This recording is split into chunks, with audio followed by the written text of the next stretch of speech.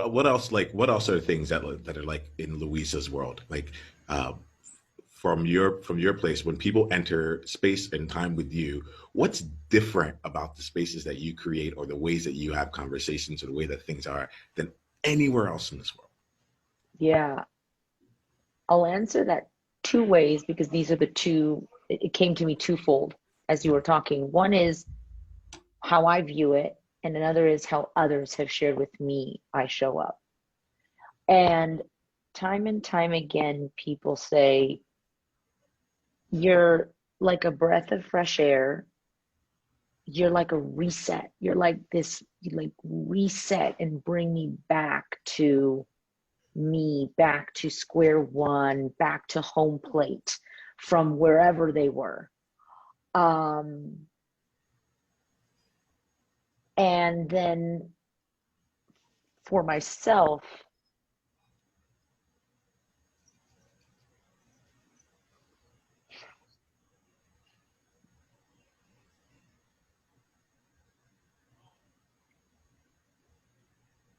it slipped away. Ask me the question one more time, Niyama, please. What is different when people are in your world than any other place in the world? Mm,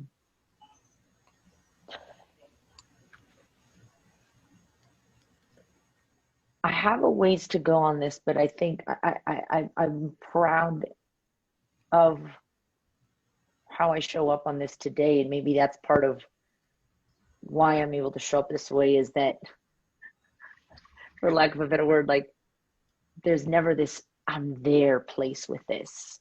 Like I'm always wanting to lean more into it and explore and expand. And that is compassion. Um, I have an intention to be a person that anyone could sit across from and share and know that they can share anything and I will hold it in a compassionate way. Um, slash unconditional love. And I'll tell you what I mean by that because that can be really amorphous. And it feels edgy to share this because I don't know that I've shared it with anyone other than my shaman. Um, you know when the video of George Floyd back in May came out, I'm sure everyone, okay, you know, um, I hesitated to watch the video for a while. I knew what had gone on. You saw clips. And there was a day where I sat down and I said, why don't I want to watch it? I don't want to watch it because it's going to hurt. And I was like, okay, in that moment in time, I wanted to be a part of the meaningful change that was necessary from everybody to not right the wrong, but to bring greater awareness to our collective species in service of more love and compassion. I was like, I've got to watch the video.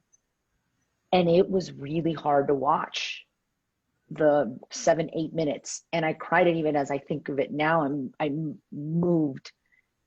And my heart went out so deeply to George Floyd. And then something else happened. And this is the unconditional love piece. My heart stirred for him and I felt the pain. I was like almost like catching my own breath. And then I looked at the officer who had his knee on his neck. And I had this moment of compassion for him. And I don't know that a lot of people, at least no one that I've talked to has it. I'm like, I wanted to give him a hug and go, what happened in your life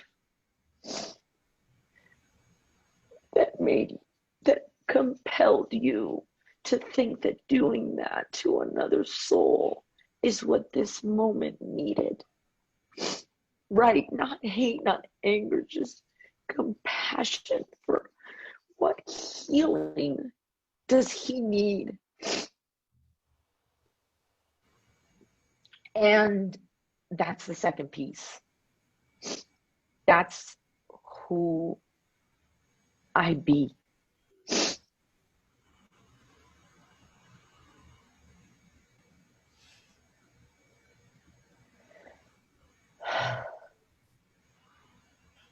Feel my body is really being like resonating with it. I'm feeling a lot in this moment right here. Mm.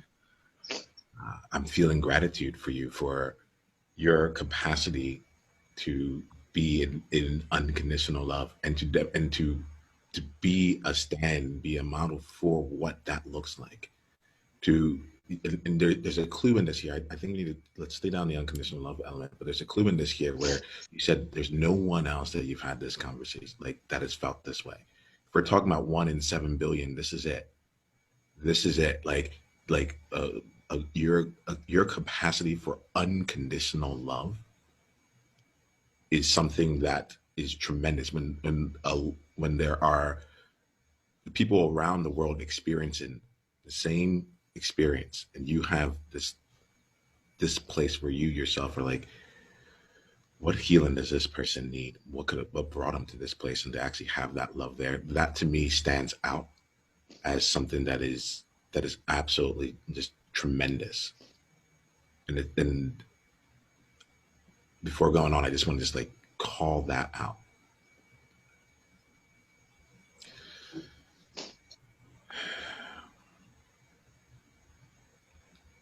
Be in the space of unconditional love, like um, when you talk about that, there's work that's been for me.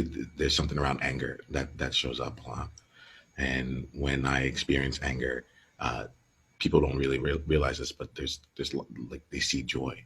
They're like, how can you be angry, so angry, and yet you're like you're bringing this energy to it. I didn't know that was possible. I didn't know Mm. that you can bring joy to an anger with anger. I didn't know it could be expressed that way.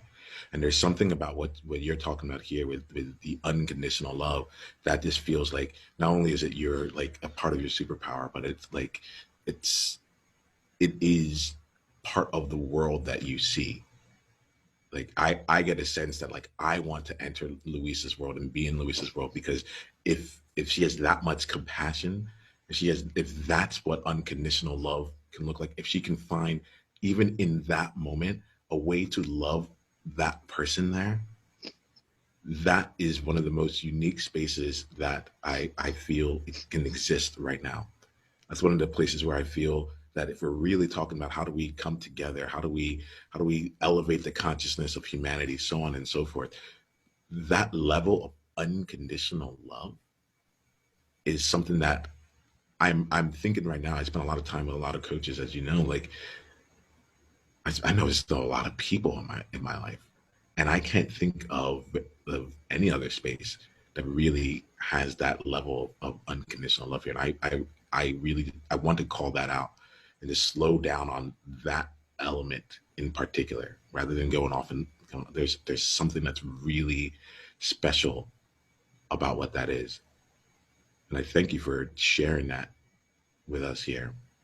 I thank you for sharing it because you've also expanded even my own there's space here that wasn't there within me, the space within me that wasn't there Mm. before.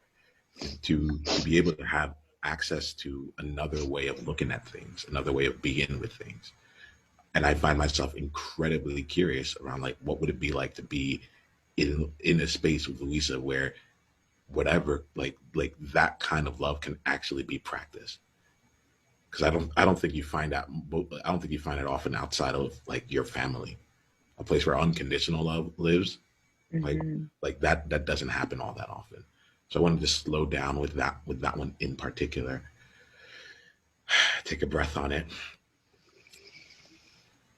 and I want to just check in with you. What's coming up for you now that you've shared this? What's coming up as I'm slowing down with it here? Um, take me. Let's just recommune. Yeah. Um, Feeling very tender-hearted. Kind of like I'm holding back. Um, just a lot of energy in the form of tears. And, you know, as you were sharing about the opening for yourself and how unique that shows up to you, what I'm sitting here going, and it sparked when you said, when you literally repeated back to me that I hadn't shared this with anyone else, is that the thing that is the most unique and special about me, I'm not talking about it. And I talk a lot on social media, and I talk to a lot of clients, and I talk to a lot of people. You know me, I love to talk. And yet that's hidden today. So that was interesting, because I said it, but it wasn't until I heard it from you, I was like, damn, this is the first time. I mean, this was back May, so it hasn't been like that long, but May, June, July, August, September, 4 months.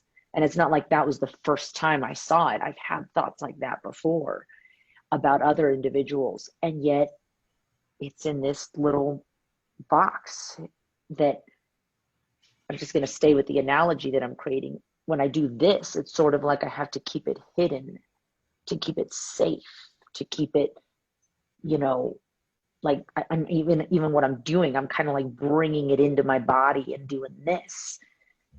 And that doesn't mean that automatically this is what I need to do, but that noticing is really powerful for me, that there is this protection of it that at the same time is also what might be my biggest gift on this earth.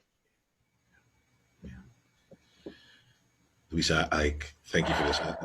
I recognize the tenderness there. I'm going to go to Brandy soon to give you some space with this here, but I do want to just like leave you with a question around this here, which is you were talking about it right here, and it was great in this moment to look at it as something that's external, right? But then there's also an element of like it is you too. Mm. So in protecting it, it leads me to believe that you're also protecting yourself, right? And I want to like leave some space on that around like the element of like what if there are other it's within you that are also being protected, and the place that like once I go to Brandy, I will look to the places of to give you even more, because the thing about unconditional love is that it is still not all of you, but it is something that is you like and Mm-hmm. it's so called for right now because we don't know how to be it. We don't know how to be with it. So I'm gonna invite you to spend some time being in the tender heart of it all. You may not need to leave there, and if you do, um, I would invite you to look at what are other parts of it, what are other it's that you're protecting, because those might also be other clues and indications of other places that are just so you that need to come out or can come out. Right? We're just getting started. Click on the link below to watch the full conversation and go to niyamaashawn.com/tribe to get additional resources and exclusive invitation to tribe only events. Journey on.